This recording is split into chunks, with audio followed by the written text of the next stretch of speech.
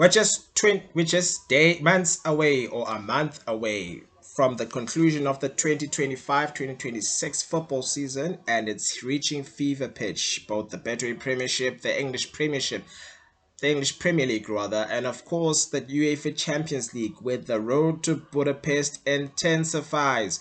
Good afternoon, welcome to it. Your favorite online sports show is back. This is all things football Unpacked. My name is Apia Khoto. We're gonna talk all things football for the next half an hour or so. We are less than 25 minutes away from a kickoff between potential title contenders who will be looking to end the 22-year drought and the Gunners who've fallen short in the last four seasons to rivals Manchester City and of course most recently Liverpool. Let's get into the headlines, news making headlines in the world of before we get into the news making headlines in the world of football. Please like, comment, and subscribe on YouTube, All Things Football, Football Unpacked. We are on Instagram, All Things Football, at All Things Football _14. Like the page on Facebook. Like and follow on Facebook, and of course share All Things Football, Football Unpacked. We're also on TikTok at All Things Football _14. Making headlines in the world of football recently, Zambia nine-time Zambian champions Zesco United have been expelled from the Zambian Premier League. This comes after breaching rules and regulations. The action was taken after the Zambian Giants decided to take a football matter to an ordinary court of law. Now, this is against football. This is the biggest football rule you can break in terms of the sport. Whenever there's a sport matter, it is usually dealt with by the association or by the court arbitration of sport, or of course the dispute resolution chamber of in Zambia, that is. However, they took a football matter which should have been dealt with by the Zambian Football Association, and by instead taking it to a court of law. They've since released a statement expressing their disapproval of the punishment and justifying their actions in a statement saying, despite these efforts, the Football Association of Zimbabwe and the Zambian Premier League did not oblige the club's request. Now, FAS for short, the Zimbabwean Football Association, is where the matter should have been taken and not an ordinary court of law. The Zambian Premier League did not oblige the club's request, and in fact intimidated the matter. That the matter was administrative and did not require intervention of any other body beyond FAS and ZPL, reads the statement. Those were the only two parties that were tasked with dealing with the matter. The court of law is used for something else, other things other than football. When it comes to football, unless a footballer has done something or gotten on the wrong side of the law, it becomes irrelevant. As far as the football is concerned, in terms of football, we have the Zambian Football Association, as I said, and the Zambian Premier League. The statement goes on to say, on account of the response from the Football Association of Zambia and regard being had to the provisions of the Zambian Football Association Constitution, which enjoys jurisdiction of the Zambian Arbitration Act, Zesco United proceeded to the High Court to seek judicial intervention to compel the association to facilitate for convening the arbitration tribunal so that its grievance against the association could be heard in line with due process and established football governance frameworks. Should be made very clear that the state club did not seek the High Court to determine its dispute with the association nor the Zambian Premier League, and in fact, as of 2nd April 2026, the High Court directed the Football Association of Zimbabwe to facilitate the convocation of the arbitration tribunal so as to hear the dispute. Zesco United remains committed to resolving this matter through the appropriate football governance channel, which the club sought to enforce through the court to ensure that ZPL's adheres the Zambian Premier League. That is, we continue to engage all relevant stakeholders to ensure a fair, lawful, and expeditious resolution. Onto our other story recently making headlines. Gennaro Gattuso has parted ways with the Italian national team. This comes after the as four-time world champions fell short once again in terms of qualifying for their third successive FIFA World Cup, with the last run dating back to 2014, where they fell short in the group stages in a group where they were paired with Costa Rica, England, and of course Uruguay. Gattuso, who was the 2006 FIFA World Cup winning midfielder who won 73 caps for the Azzurri during his playing career, was appointed as Luciano Spalletti's successor in June and won just 6 of his 8 games in charge. The emotional former midfielder apologized for the defeat during his post-match, where they fell short to Bosnia in the playoff final, Part B final against Bosnia Herzegovina, in a 4-1 where they fell 4-1 on penalties. And an emotional statement which he cited was hard to digest. He goes on to state, with a heavy heart, having failed to achieve the goal we set ourselves, I consider my time as coach of the national team to be over, as the Azzurri jersey is the most precious asset in football, and which is why it is right to facilitate future technical evaluations right from the start. It has been an honor to lead the national team and to do so with a group of players who have shown commitment and devotion to the jersey. This follows the resignation of Gabriel Gravina as the head of the Italy's Football Association, the head of Football Association, alongside former goalkeeper Gianluigi Buffon, who was working closely with the national side, who also handed in his resignation via Instagram. Now, Italy are four-time world champions, with the second team to being only the second national team to win the FIFA World Cup on home soil, having won it in 1934, 1938, 1982, and of course 2006.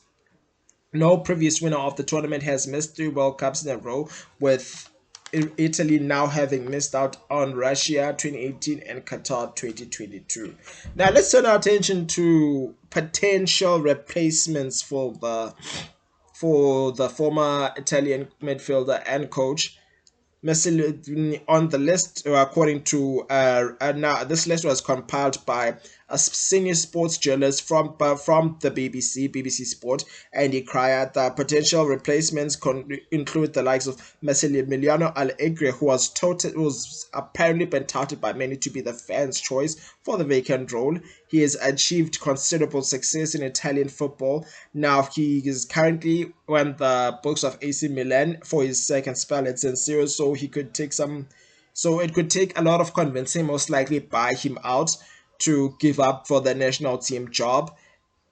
And of course, after numerous roles in Italy's lower leagues, Allegri was appointed as Milan's boss in 2010, where he won Serie A at first ask in his first full season, where he enjoyed 2 successful spells at Juventus, of course, winning five more Serie A titles before returning to Serie A in the last year.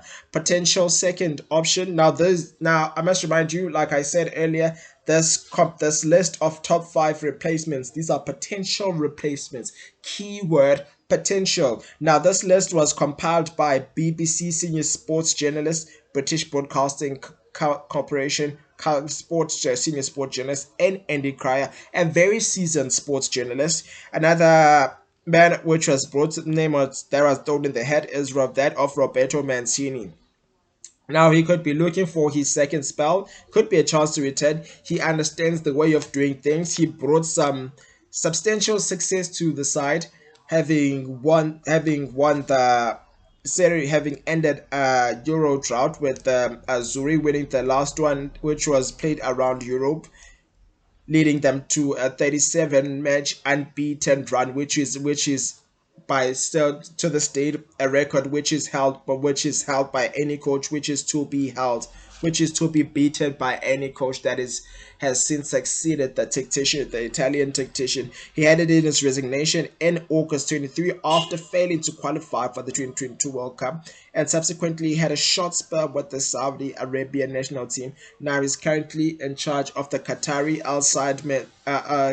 side Al Sadd, and led Manchester United to their first Premier League title since 1962. This was in 2012. But when the Premier League was neck and neck between the two Manchester sides, Manchester United and Manchester City, won and the last game with the last kick of the ball in the 2011-2012 season. Is now currently in now the Italian tactician is currently in charge of Qatari side Al Sadd. Mancini also led Manchester City to their first Premier League title and also had some successful time spells with Lazio and Internazionale di Milano. Onto our third choice, we have Antonio Conte, who's currently at Napoli until 2027 and is another former national boss being linked with the return. The 56-year-old took Italy to the Euro 2016 quarterfinal before resigning because he wanted to return to club, expressing desire to return to club football.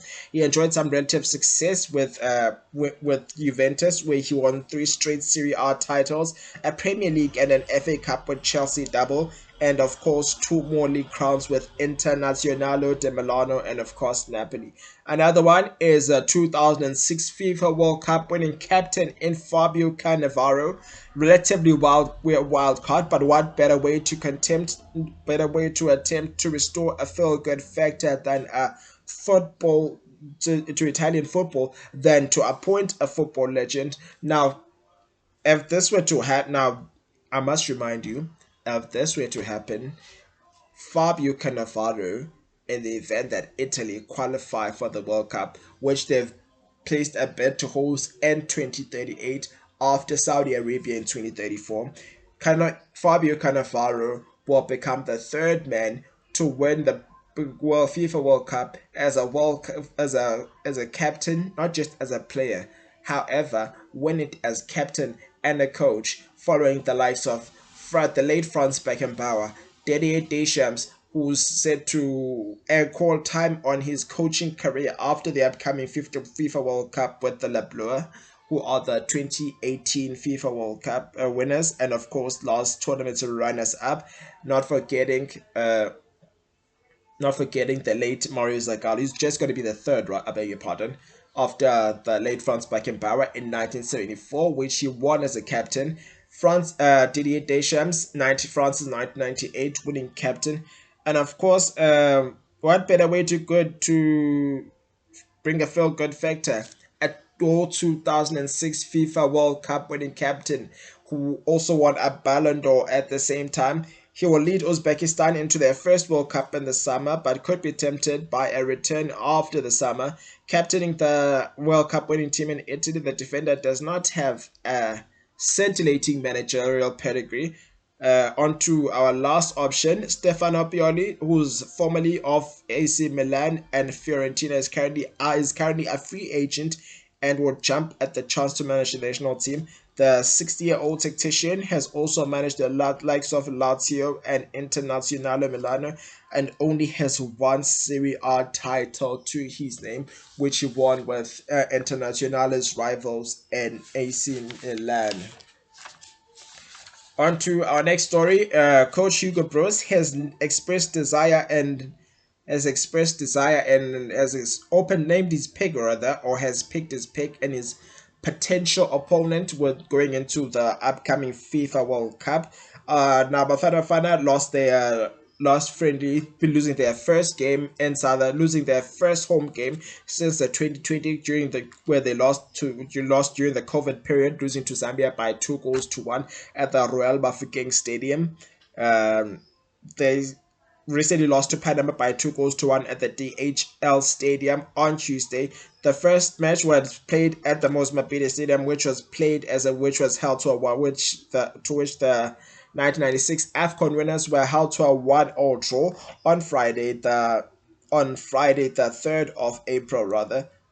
on Friday, I beg your pardon, during the international break. The two games were part of South Africa's preparations to be preparations for the upcoming 2026 World Cup, which is set to kick off on the 11th of June, where they'll be facing off up against Mexico. Now, he's insisted that he has good idea of his final squad and who he has expressed desire, and he's gone on to express desire despite having a good idea of his final squad. He already knows who is in his squad, who is good enough to make his squad.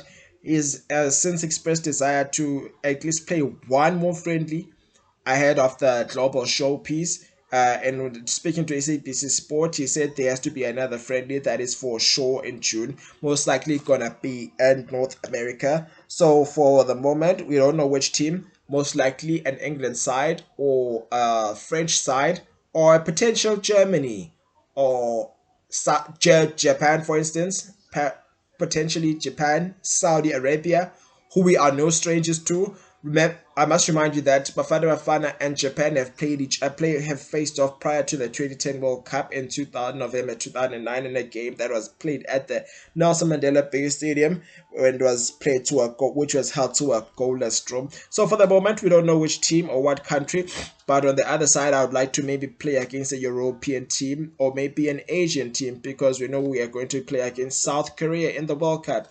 So we'll know in a few weeks, and we will have an opponent for June. Now, Bafana, now he's expected to take a maximum of 26 players to the World Cup. He must have that for every team that has all 48 teams that have qualified are expected to hand in their submit their squads to FIFA by 30th of May, just 12 days before the FIFA World Cup. South Africa are currently paired in Group A with South Korea, the Czech Republic, and of course co-host Mexico, who they will play the opening encounter with on the 11th of June. Kickoff for that fixture is at 2200 hours. Moving right along, Cape Town Spurs CEO in Alexi Estefao has provided an explanation behind the reasoning not to purchase a status in the Motsepe Foundation Championship following the Urban Warriors' relegation to the ABC Motsepe League. Where he made a statement that caught many people off guard, saying that the a Motsepe Foundation Championship status is initially supposed to be free. Hence, it makes logical sense for the PSL, the top flight status, to be worth a certain amount of money. He is speaking to Football Magazine Kickoff. He said the reason we do not contemplate purchasing a first division status is because such an investment can result in a financial loss. Although league grants are received monthly, clubs face financial difficulties. Many owners of the clubs in the NFD are struggling to pay their players due to a lack of funds, which is also strangely something you also get in the PSL. We've had situations where players have refused to turn up for training due to lack of funds. We've had teams sell their statuses because they were struggling to meet the obligations or meet the expectations whatsoever. Although the league grants are received, the teams still face financial difficulties because players bosses struggle to pay their players due to a lack of funds. At present, acquiring NFT status does not appear to be a rational decision. It should be provided free of charge, according to the boss.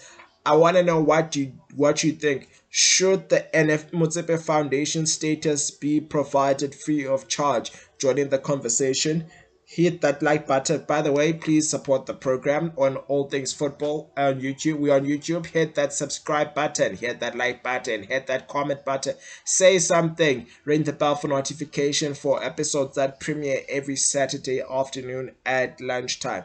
We're just minutes away from a game between potential title contenders who want to make the gap wider between themselves and Manchester United, who they face next week in the Premier League. With that match said to be a grudge match after Arsenal fell short to Manchester City and the Carabao Cup final by 2 goals to nil at the Wembley Stadium. When acquiring, it goes, the statement goes on to say, when acquiring assets, one should invest in opportunities that generate profit, which is valid, not those that incur losses. NFD status should be given for free, and Cape Town Spurs is fundamentally rooted in the Cape Town community. They thrive, like as was the case with Ice Cape Town, thrive more in developing football, producing footballers to sell to the big teams and most possibly overseas. Cape Town Spurs is fundamentally rooted in the Cape Town community, therefore it will never be sold or relegated outside of Cape Town. There is no price that could be placed on it at the moment, he went on to say. Moving right along, the football's world governing body FIFA have hit the third team after TS Galaxy and Golden Arrows with a transfer ban. Repeat offenders TS Galaxy along with Golden Arrows have been blacklisted in recent times. The next team to have their name put in the bucket are the Chili Boys, the Gabeja's very own Chili Boys. This comes after the side were had failed to honor their commitment and failing to pay Luke Email what was owed to him. Now, I reported this story last week in what was said to in an agreement which was made that the coach would receive a certain amount in installments, with the amount mounting up to 250,000 rand plus some interest, 5% interest as time goes on. They've now been handed a three transfer window, which was approved on Wednesday for case number FPSD 22690. Chipai have failed to comply with the FIFA order to pay within the stipulated 45 days since the world's governing body ruling. The Belgian Tacticians League representative Lorenzo Gebar then asked the FIFA disciplinary committee to enforce the registration ban as the norm. The ban will be lifted upon payment of what the Belgian tactician is owed. MIL took charge of Chippa United for 1 year, won 1-7 game before the relationship turned sour. Chippa previously came under similar FIFA sanctions relating to Tanzanian defender Abdi Banda and a 1.2 million rand claim. If no solution is found and no payments are made, they will join TS Galaxy and Golden Arrows following the latter's failure to pay Knox Mutiza what was due to him with immediate effect from the next transfer window.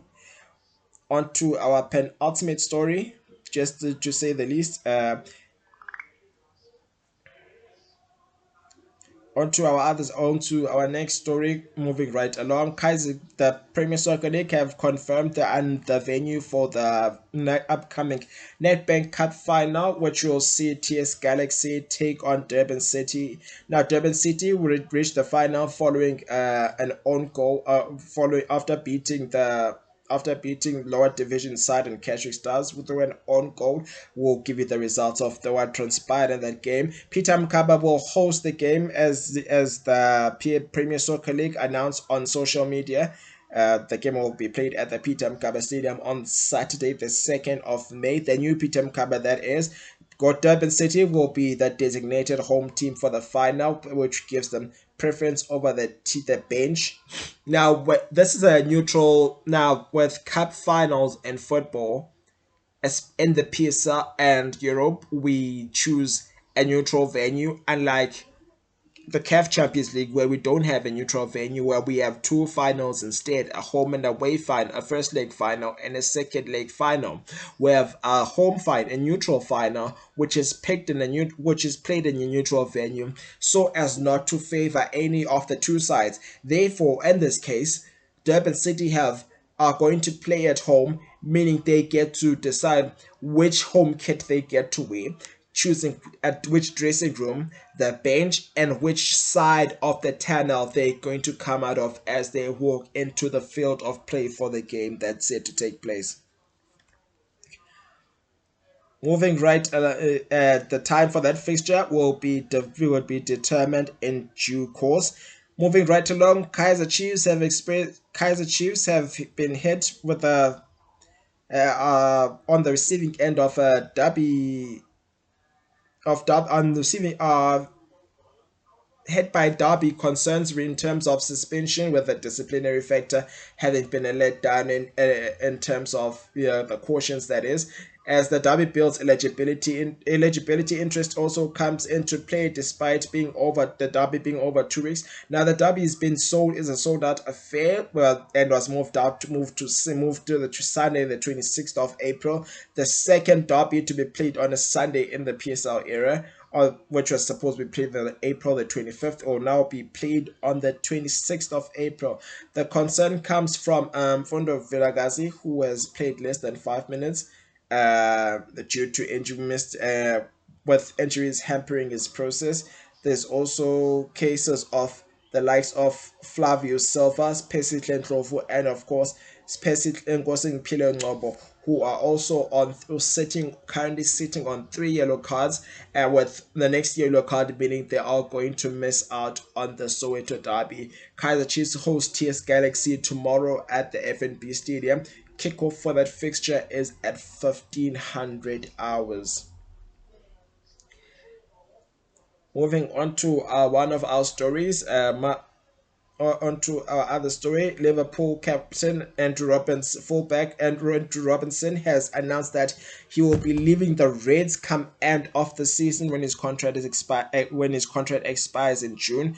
The Reds confirmed in their social media, media sites, that in a statement saying that Liverpool Football Club can confirm that Andy Robinson will bring his Reds career to an end at the conclusion of the season. After 9 hugely successful campaigns, the Scottish captain will leave the club upon the expiry of his contract this summer. He will do so a genuine legend at Liverpool, having played a fundamental role in the success of recent years over the course of his 373 appearances to date.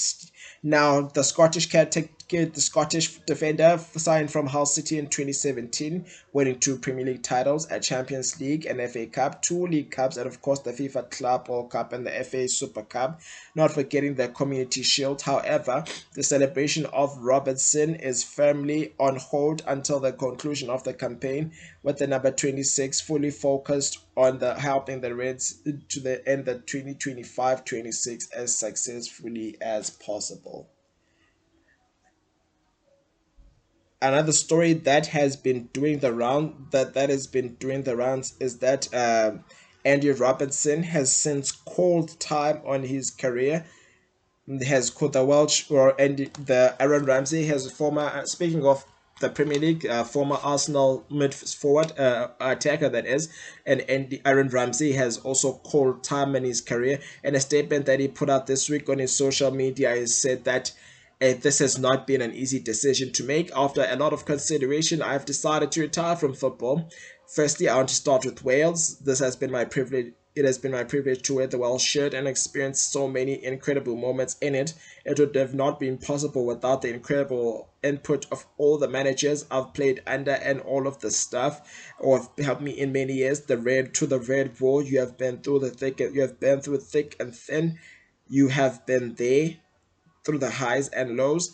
And of course, you have been there as you have been an essential and an indispensable part of our success. I can't thank you enough.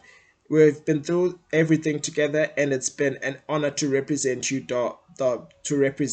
Secondly, thank you to all the clubs. Now, Aaron Runt, the Welsh international, has plied his trade with Arsenal, and of course plied his trade in Scotland, and of course Italy over the years, where he's won the FA Cup, 2 FA Cups, and won Coppa Italia along with Serie A, just to mention the least. Secondly, thank you to all the clubs I've been lucky enough to play for. Thank you to all the managers and the staff that have helped me be able to live my dream at the highest level. And thank you to big thank you to my wife and all my children and all my family. Without you by my side, none of this would have been possible. Dirge by Aaron Ramsey. On to our last story of the day before we draw the curtain on today's episode. Bafana have been the Amachimbos have learned their fate in terms of the Total Africa Cup of Nations, the CAF Under 17 Africa Cup of Nations, which is said to be held in Morocco and early May in on the third from the 13th of April from the 13th of April to the 2nd of May.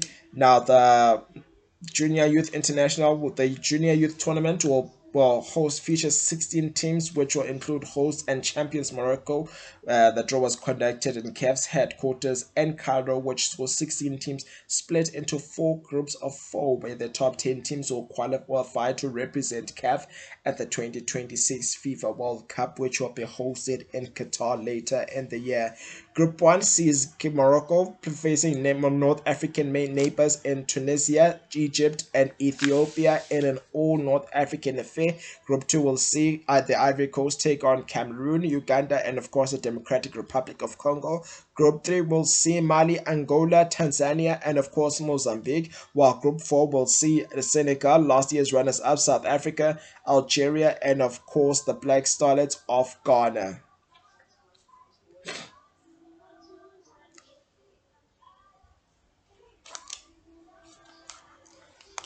Let's now turn our attention to the results that we transpired in the last week in terms of football. We saw the Nedbank Cup final, semi-final with Durban City getting that goal through via an own goal by his Pamantla Mlilo in what was supposed to be in a clearance in the first half, giving the Durban based side their first win during open play of the tournament.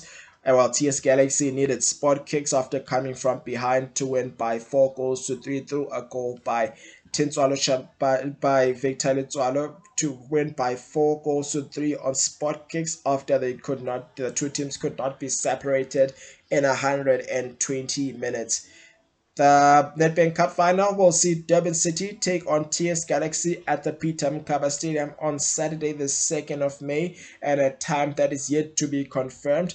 Let's turn our attention to the UEFA Champions League quarterfinal. Let's turn our attention to the UEFA.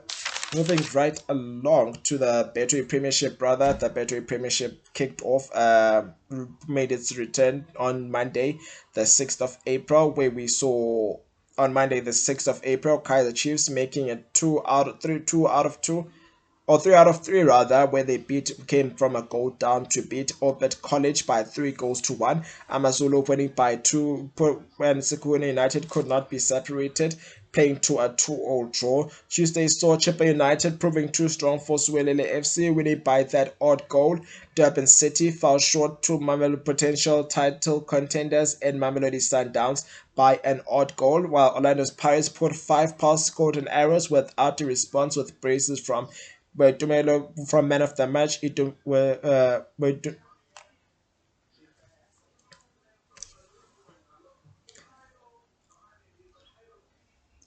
By Orlando Pirates putting 5 past golden arrows without a reply. Braces from Relebukile Mofukeng, and of course the Austrian Apollos. Then not forgetting that own goal by Abulele Makwele.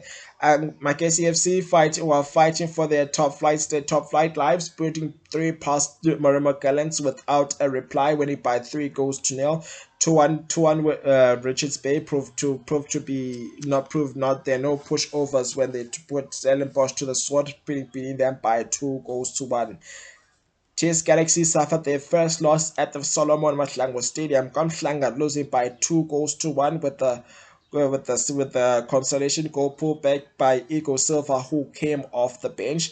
UEFA Champions League first leg quarterfinals also took center stage on Tuesday, with Real Madrid falling short at home, 2 goals from Harry Kane and of course Luis Diaz. While the goal by Real Madrid was pulled back by Kylian Mbappe, and the odd goal from Kai Havertz was enough to sink Sporting CP towards the injury time, meaning Arsenal will take an odd goal as an advantage to the Arsenal Stadium, also known as the Emirates, going into the second leg. Wednesday saw Paris Saint-Germain put Liverpool to the sword, beating them by 2 goals to 0 in Paris, with a brace from Desiree Doué, while Atleti Madrid was to prove too strong for Barcelona at the Nou Camp, beating them by 2 goals to 0. Betway Premiership action midweek kicked off with Orlando Pirates having coming from forced to come back from come back twice from behind to force a 2-all draw. Let's have a look at the table after the week of football that was. We have Orlando Pirates, who are 6 games now, who are left with just 6 games. We're dropping 2 valuable points after being held to a draw by the Natal Ridge Boys at the Umhlatusi Sports Complex, where they've proven hard to beat by many teams. While Mamelodi Sundowns have a game to play, they will not be in action as they have CAF commitments with Esperance tomorrow, where kickoff for that fixture is at 9 p.m. South African time. And the side the 2016 champions are currently in Tunisia to play the Tunisian Giants, and they'll be looking to bring their second star. Can they bring that second star? It remains to be seen. Kaiser Chiefs will maintain their third spot position, provided they beat TS Galaxy tomorrow. On their heels is Amazulu, who are currently sitting on 38 points. Kaiser Chiefs are 2 games in hand due to their CAF commitments, where they've since been eliminated. Magesi will be looking to fight for dear life as they continue to fight for their top flight status alongside Orbit College and Marumo Gallants, while Chippa United will need a win. For Chippa United will most likely secure them safe in the Betway Premiership. Here's how this weekend's fixtures look. We have Golden Derby Delight with Golden Arrows taking on Durban City at the Kings Welitini Stadium, while we have Suelele taking on Amazulu in an encounter which should be just as appetizing. As we pointed out for you there, Mamelodi Sundowns and Stellenbosch, that game was supposed to be played at Loftus. However, it will be played at a later stage as Mamelodi Sundowns are currently in Tunisia due to continental commitments. That game will be played at a later stage. Kukune will take on Magesi in a Polokwane derby at the new Peter Mkaba Stadium. We'll close off with Chippa United taking on Polokwane City at the Buffalo City Stadium. Sunday sees a double header with Kaiser Chiefs taking on TS Galaxy at the FNB Stadium. In what has proven to be a rivalry of note, Brahma Gallants take on Orbit College at the returning at the Dr. Malimela Stadium. Kickoff for the fixture is at 17:30. Premier League let's turn our attention to the Premier League, where we see Arsenal currently in action against Bournemouth. The score right now is currently goalless, with the game currently heading for the 15th minute. Kickoff for the fixture was at 13:30.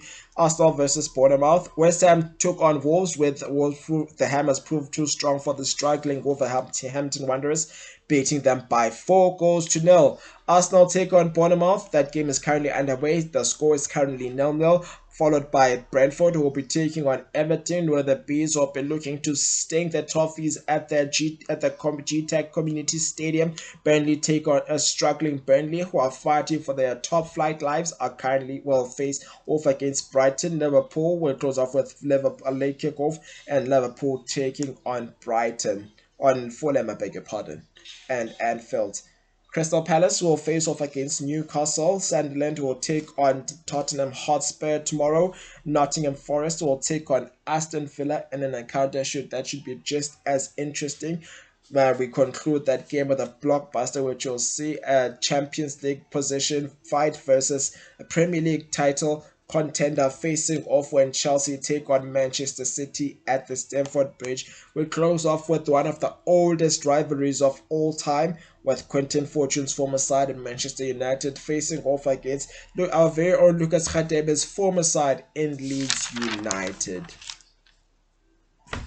Champions League football takes center stage with the second leg quarterfinals on Tuesday. Atletico Madrid welcome FC Barcelona in an all-Spanish affair, as they carry a 2-0 lead at the Estadio Metropolitano, while Paris Saint-Germain travel to Anfield with a 2-goal lead 2 goal advantage when they face off against Liverpool, when they travel to Liverpool at Anfield. Wednesday we'll see Bayern Munich, who have a solitary lead, facing off against Real Madrid at the Munich Arena, while Arsenal will welcome Sporting Lisbon as they also carry a solitary lead where they beat after beating Sporting Lisbon in Portugal by an odd goal.